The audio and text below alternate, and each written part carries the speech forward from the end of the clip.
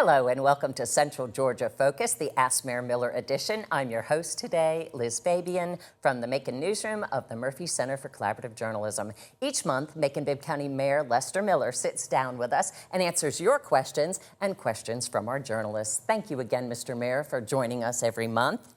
Now, this is the week for the groundbreaking on the new Macon Arena project, funded through $350 million in bonds. Why is this a priority for you and your administration?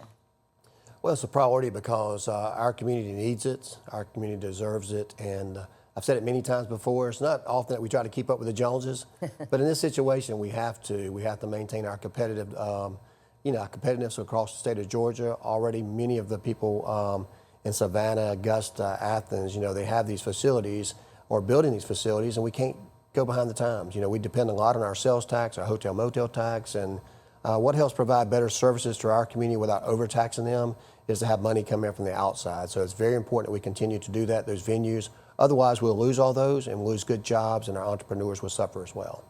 And is that what you would tell people who say, oh, you're only leaving debt for future generations? Most definitely. I think if we didn't do this project, then you would see the closure of a lot of businesses over a period of time. Once those conventions go to other places, thousands and thousands of people, they take millions and millions of dollars with them, and they don't come back. So you can't continue to operate an inefficient facility like the current Coliseum. We all have our memories there, but it's very outdated. It's not very inclusive as far as for people that have disabilities, and I think that's something we have to address. And this new flex space we're going to have on the side of it is something additional that nobody has in Georgia, and we're basically going to be kicking everybody's butt. Now, what have you learned in the process going through this? Because I know you visited other places, looked at brand new facilities. What did you glean from that? Well, we want to learn what, best practices everywhere. We went to several visits to many places, and we noticed that some of those had concourses that were too small. And one thing people like to do when they enjoy, a concert or a sports venue, they like to be able to go to and from, and that concession stands, restrooms, etc. So we want to make ours a little bit bigger, as you'll see. We want a large open space, and we want to be able to see like things, the National Park. We want to be able to see downtown Macon, so you'll see that through the glass. We also wanted something for all price ranges, whether or not you have a little money or a lot of money. There's a premium experience that you have there. Parking decks attached to the arena is going to be something that we'll have there. But just overall the experience, we took in consideration the patron paying the money, but also the performer performing at the arena. And of course, we have a second sheet of ice, and that's important if you want to maintain a quality level of hockey, and we're happy we have that. So our players don't have to go all the way to Columbus just to practice. I saw one of the articles from another publication out of this community. It was like new hockey arena, so it must have been a northern publication. But the seating capacity is roughly the same as the amphitheater, but it's flexible, right? Or it's actually more than the amphitheater, depending on how you set it up. If for a concert, perhaps it's about the same, but when you take on that flex space, the attendance goes up a lot. So we had an additional 25, 30,000 square feet there. You can fit a lot of people in there for overflow or a separate event. So it really depends on the setup. Sports will be one thing, concerts will be another. You also get to operate it, year-round as well, and have conventions there. So I think you can do multiple things at one time. Georgia High School Association is one of our bread and butters. And of course, we have many conventions that need the arena. The Christmas in the South will be at the arena, overflow to the sportsplex. So it's a must-have for Macon-Bibb County, and it's going to be something we can all be proud of for decades and decades to come. And certainly we wouldn't do this if we couldn't afford to do it, so we want to make sure we check those boxes as well. And we have a lot of partners on board, which makes it more successful. What's the interest been like from naming sponsors? Oh, I can't talk about that, but certainly, you can imagine in a large facility like that, you'll take, over a period of the debt service, probably $20 to $30 million just in sponsorship of the primary sponsor. So that's something that's almost as much as they paid for the entire Coliseum before, and we're just getting that in sponsorship. So been a lot of interest, whoever steps up in the best business for Macon-Bibb County and the biggest check, that's who we'll go with. Michael Oliver wants to know what's the latest on the Civic Center and Hotel project on the other side of the river, near First and Riverside and Walnut.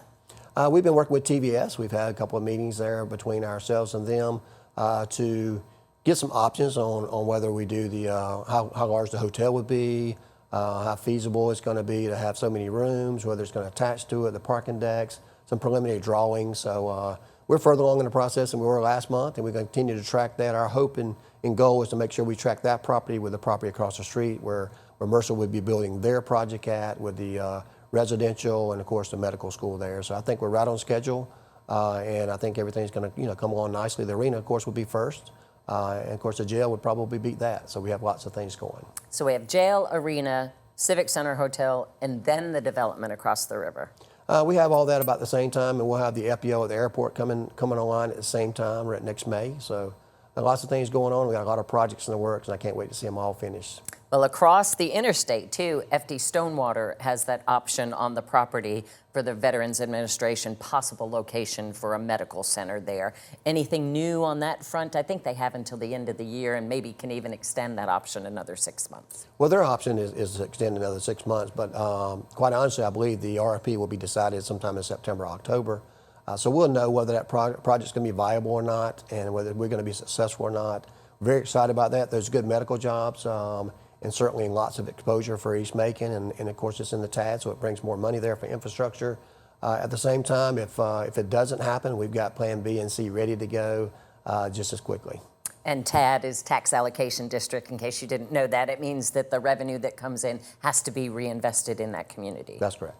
Now, also the University of Georgia's initiative for community housing, at the last commission meeting, the county agreed to pursue a slot in that cohort. So what is that all about, to develop housing in South Macon around Houston Avenue? Well, it's about educating and learning about the process and getting more information on there. It could lead to grants in the future, and certainly we want all the partners that we can. I know we have a neighborhood association over there now, so we're happy to work with anybody that's going to be good for the community. We put over $10 million a minimum into that community on Houston Avenue a lot, South Macon. If you drive by there now, of course, it still needs improvement, right? People can see that. If you haven't been there for 30 years and you come by there, you may say, what happened? But if you haven't been there in 5 years and come back, you can see the noticeable change. We've acquired a lot of property over there through our land bank. We've paved a lot of roads. We put some parks over there. We partnered with like First Choice Primary Care.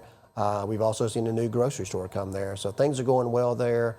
We got some new housing coming. We got some more coming in September. So we're all excited about that. We need as many partners as we can. We need as much money as we can. We need everybody going in the same direction. And what's the latest on the blight initiative? I know a couple of months back, y'all had a whole list of properties in possible condemnation. Are you getting some results from that? And what's the next step? We are, and we have many other properties that will be coming down. We just don't televise it like we used to because we're more about building houses up now. You know, if everybody saw the 900 houses coming down, we're probably close to 1,000 by the time the end of the year or more. But right now it's about building them up. We've got some Pleasant Hill projects coming up. We've got some in East Macon coming up as well. And of course, we continue to work around Central High School in that district over there. And of course, the Houston Avenue, South Bibb County area, gonna have lots of housing, but we gotta keep doing that to catch up with the need. P&Z just rezoned about 48 acres across from the future Costco site for another new major shopping center out there, about 440,000 square feet, just near the Shops at River Crossing, with another major consumer goods store, 110,000 square feet, maybe 30,000 square foot grocery, 7 more buildings, 4 out parcels between Bass, New Forsyth, and Riverside Drive. I know you're excited about that, but what are your thoughts on the traffic flow? Because they estimate there'll be like 19,000 additional cars per day and up to nearly 24,000 on Saturdays between those two developments. Well, I say it's a great day to be in Macon-Bibb County. I mean, you know, unfortunately, you're going to have traffic. I said a couple of years ago when I was asked on this very show, what are some of the challenges Macon-Bibb County had? And I said, growing pains. Mm-hmm. You know, people don't like traffic, and you know, but it's a good thing as well. We're doing what we can with GDOT, and we're trying to take all the steps necessary to improve that area. Luckily, there are multiple ways. I counted about 8 different ways you can leave Costco and the surrounding areas there without having to get on Bass Road. Not going to mention the school there, but that's a separate issue. But you know, everybody doesn't go there at the same time. Got to have growth. Got to continue to develop the area. It's always been a commercial area, unfortunately. And when you get the Bass Route widening, you got the traffic circles that'll be there eventually. Everything will work out smoothly, and nobody will ever remember these times where they had to wait in traffic. But I was in Atlanta recently. What would take 4 minutes at a crowded Costco here in Macon was probably 45 minutes there. And I didn't complain at all because I was used to it. But I think, you know, it's good to be a little bit patient, drive a little slower sometimes. And, you know, school's only in, you know, half the year and a couple hours per day. And people just need to appreciate the great things we have. There's a lot of communities that love to have development that we have going up. And we're going to continue to move forward. I was going over the paperwork for that Riverside Center, and they say there are going to be 4 access points along New Forsyth, plus 1 on Bass and 1 on Riverside. So there'll be like ways to do that. But the Bass Road widening project that's supposed to go from New Forsyth to Providence Boulevard may not even begin until 2029. Is there anything that can speed that up? No. No. The money's not going to be released from the state until those times. Nothing we can do about that. We have to buy a lot of property along that way to do the right-of-ways. But at the same time, these projects take a couple of years too. So you're really talking about good timing. As soon as these things get up and running good, then of course it comes. Unfortunately, you can't just wave a magic wand and say, let's don't do the project until we get the roads done. People always say that, which drives me crazy. Why didn't they do the roads first? Because Costco's not going to wait for you to build the roads. They're going to go somewhere else. Mm-hmm. You know, other places that we're talking to are not going to sit back and wait on Macon-Bibb County or the previous administrations before to do that. And these things take a while and they're very, very expensive.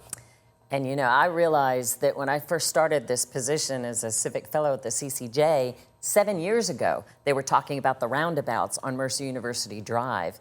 And you know, they're just now starting about constructing those. One near Columbus Road, one at Anthony and Burton there. So I know you've learned a lot about working with GDOT, but there are just years involved in the studies and the environmental and the engineering and the right-of-way and the utilities, right? I mean, can you explain that to folks, why it takes long? Well, it's a lot of red tape. You've also got community input, and that's happened on all those places as well. But you're right. The environmental studies, the erosion that you may have there, the traffic studies, obtaining property that you have. You don't just go out there and take the property. You have to pay people fair market value for their properties there. At the same time, you have to have state funds and federal funds on some projects, and those projects don't get funded for years down the road. So it may be that they've got all the designs ready, but the state doesn't have it in their budget until 4 or 5 years down the road. So we have to kind of try to prioritize some things. You know, like I said, it's going to happen. It just doesn't happen as quick as I like for you to do. It doesn't happen as quick as you want it to do. If you're going to build a shed on your house, you get busy building it. But if you got to wait for the funding, of course, you got to wait for the funding, and that's kind of where we're at on most of these projects. You know, last week a man in a wheelchair suffered fatal injuries on Spring Street, hit by a sheriff's deputy. Now we're up to 11 pedestrian fatalities so far this year. Is enough being done to make the roads safer, you think? I do. I think you can always do more, but you know, when we look at several years before, we had like 19, 18. So I mean, we have gone down. Most of these are still not on local county roads. People have to remember that. Most of these pedestrian fatalities we have are on state roads. And it's not passing a buck. Those are a matter of fact. Mm-hmm. When it happens on Pinon or Mercer University and it happens on the interstate ramp there and it happens on MLK, those are state roads. On Gray Highway, those are state roads. Those are not Macon-Bibb County roads, not roads we police or maintain or have authority over. We continue to do what we need to do on that, but at the same time, I can't force people to use crosswalks. Can't force them to have bright colored clothes on, and I can't force a person not to be on their phone and be a distracted driver. Yeah. You know, we like to think they're going to do the right thing and not be on their phone or not be DUI and things of that nature. But bottom line is we're taking steps necessary each and every day. We have a lot of roads in Macon going from multiple directions, and these things are going to happen. And it's very unfortunate for the driver as well as a lot of times the pedestrian as well, because it doesn't work out as well. We have done some traffic calming things, I think, that have helped save lives. You never know the lives that you save. So all we hear about is the number that we have. And, you know, the trend keeps going down over a period of years. And we had a little uptick this year, but it's mostly state roads. And GDOT says, I contacted them after that, and there are plans to put the crossing flashing lights there at the Spring Street on-ramp. Right.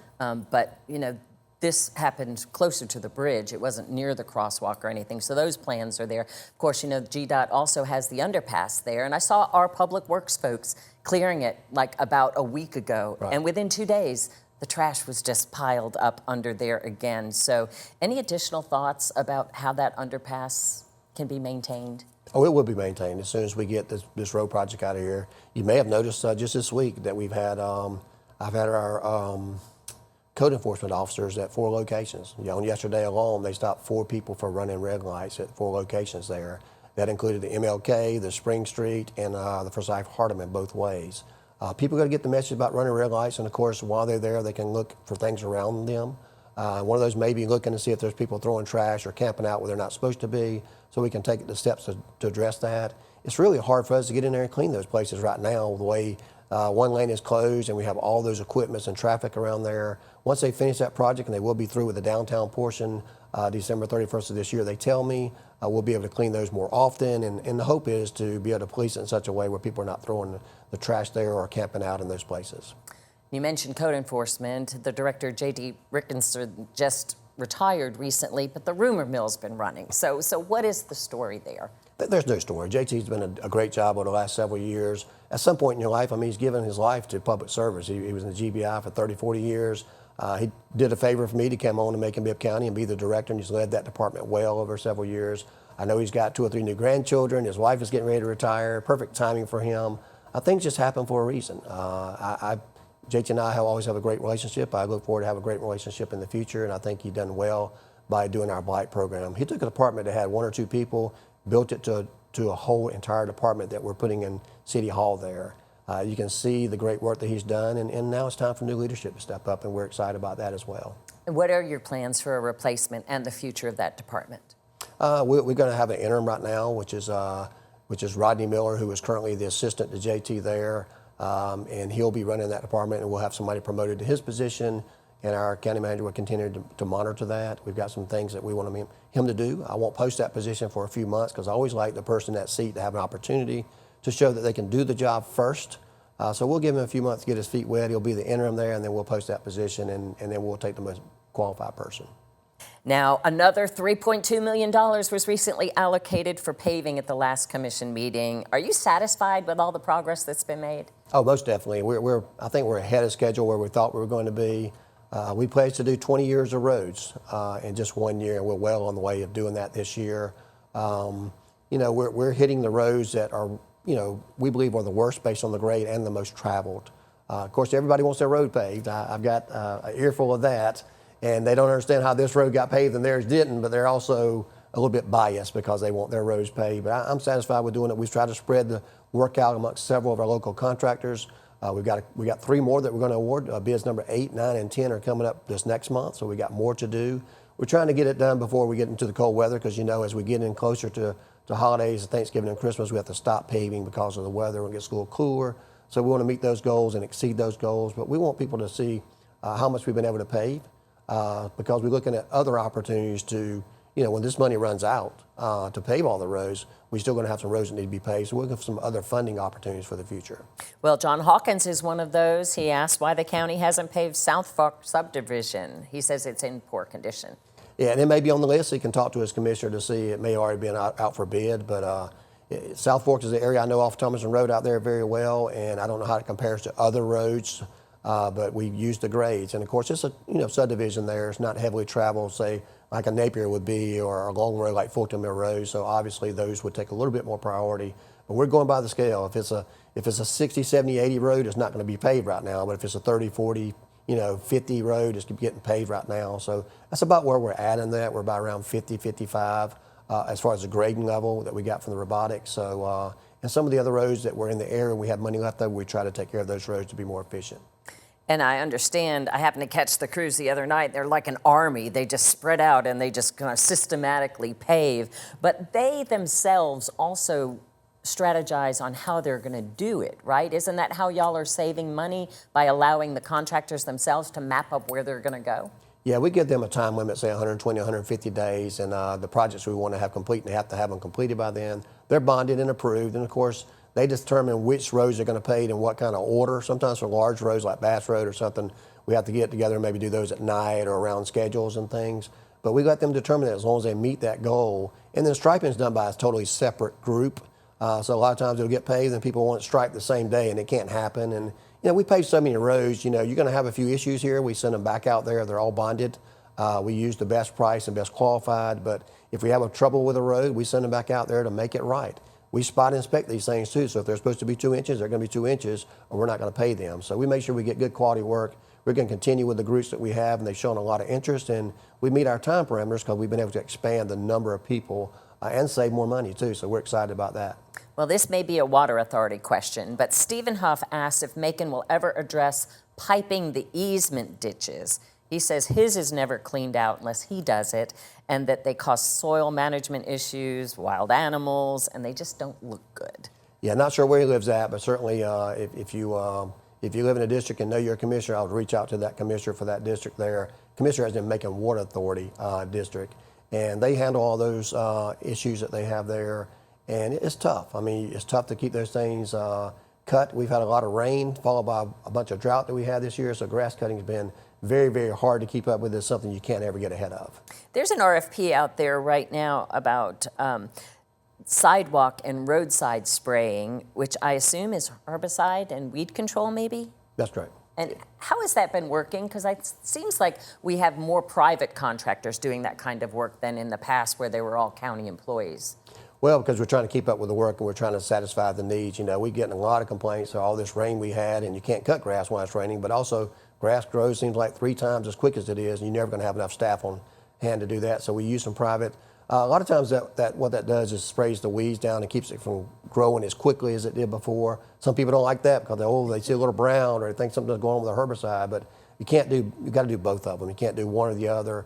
So we try to do that to slow the grass, the weeds from growing up there. Most of the time it's not even grass, it's just some of those weeds you see. We get that all the time at Rose Hill and Riverside Cemetery. People drive by there and think we haven't cut grass. Those are weeds that can, pop up in a short period of time.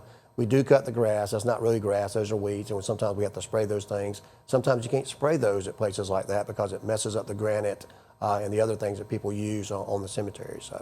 And can you explain a little bit about what's going on with the sidewalk scans? I heard in the Pedestrian Safety Review Board that a state agency is actually interested in having a Macon representative come to their conference and talk about what y'all are doing with sidewalks. Well, it's the only fair way to get a good indication.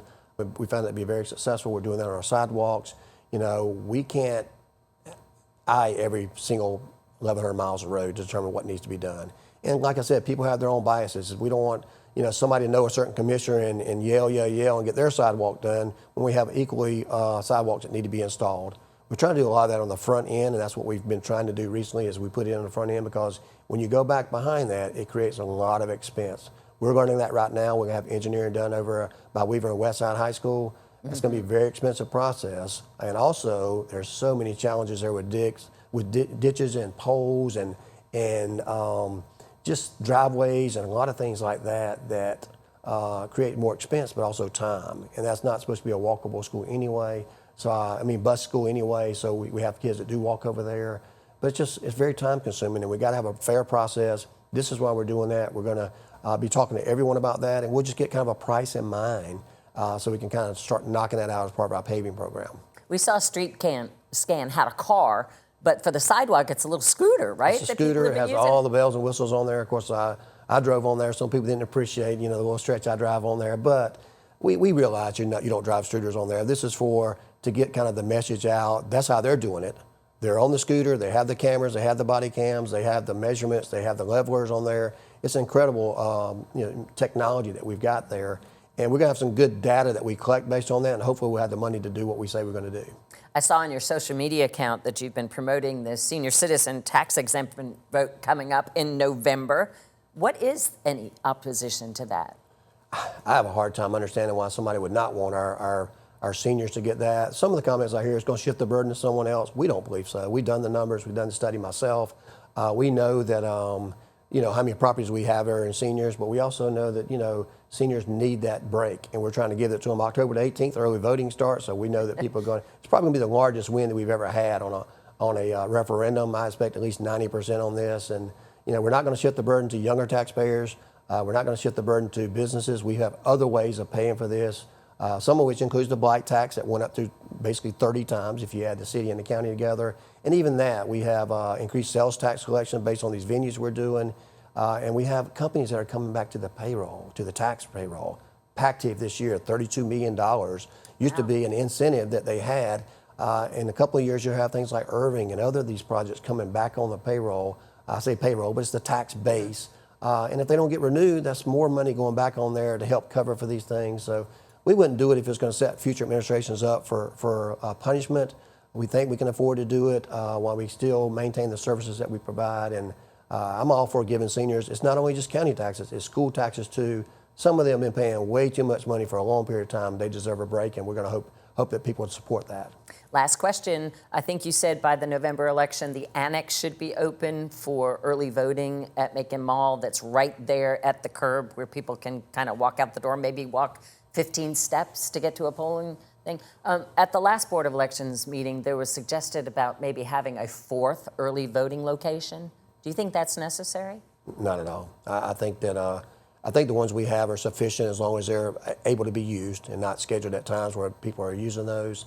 Early voting has been very good. People turn out in large numbers on there.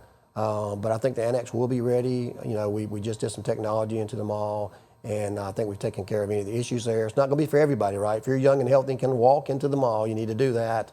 If you need other assistance there, of course, there'll be a place right there at the curbside you can go to, and it's going to speed the process up for our seniors and our disabled. Thank you, Mr. Mayor, for joining us My for pleasure. this July edition of Ask Mayor Miller. And thank you. Remember, you can always be part of the program by sending in your email to mercerccj@gmail.com, and we'll get your question asked next month. Thanks for joining us.